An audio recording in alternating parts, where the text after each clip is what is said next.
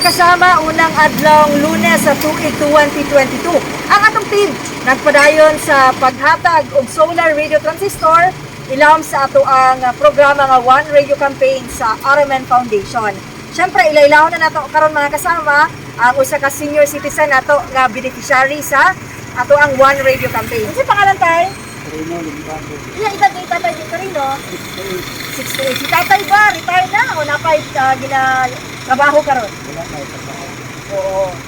Unsa man yung pagsaulog ang inyong bagong tuig tayo? Sa ulog na kalipa yun, Unsa yung gitinguha sa inyong pamilya karon 2022?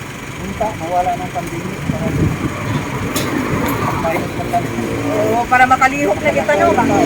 Isod kayo, no? Na adlok yapon kayo kay napang hulga sa COVID-19. kita ganun magagawa sa balay hapit.